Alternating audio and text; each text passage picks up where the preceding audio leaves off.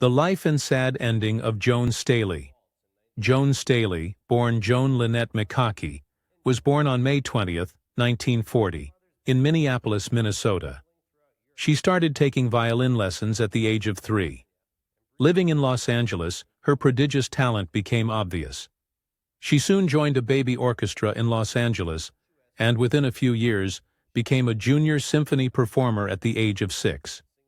She made her unbilled specialty debut on film as a child violinist in The Emperor Waltz, 1948, starring Bing Crosby and Joan Fontaine. Her father's business had the family traveling throughout Europe during her childhood, but she later relocated to California.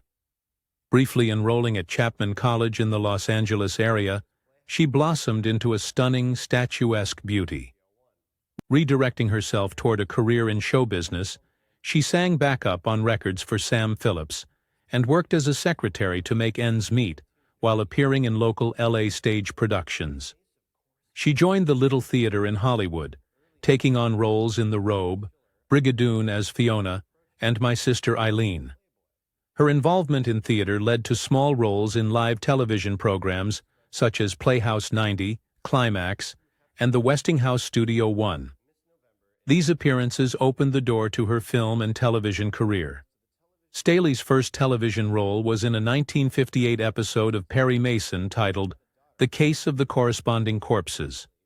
In early 1958, Lawrence Schiller, a life photographer, approached her and asked her to pose for Playboy. Their photo shoot resulted in a spread published by the magazine, and publisher Hugh Hefner selected her as Playboy's Miss November in 1958. Her first marriage was to television director Chuck Staley, from 1956 to 1960. They had a daughter, Cherie D. Staley, born in 1959. During this period, Metro-Goldwyn-Mayer signed Staley to a contract, making her one of the last actresses to do so.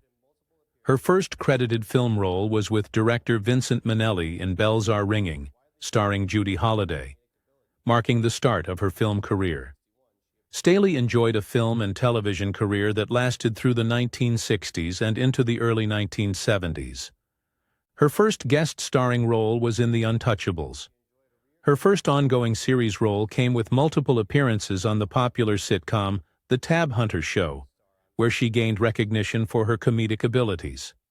In 1961, she appeared in several roles on The Lawless Years, a 1920s crime drama starring James Gregory.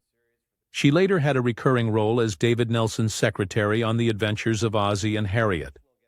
Staley continued to guest star on shows such as The New Phil Silvers Show, and co-starred with singer Vic Damone in The Lively Ones, an NBC summer replacement series for the Tennessee Ernie Ford Show.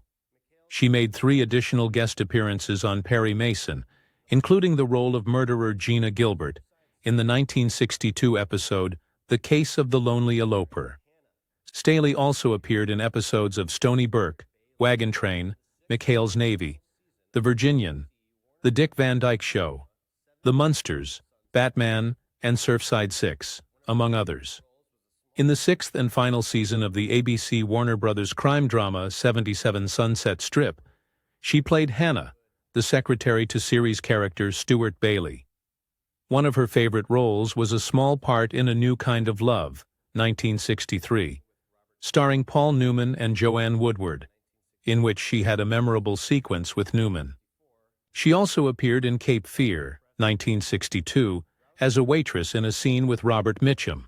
In 1964, she co-starred in the Elvis Presley movie Roustabout and appeared in The Ghost and Mr. Chicken, 1966, opposite Don Knotts. That same year, she played opposite Audie Murphy in Gunpoint. She also signed a contract with Universal Studios and co-starred in Broadside, a spin-off of McHale's Navy, as Roberta Honeyhips Love, a former stripper who had joined the Navy.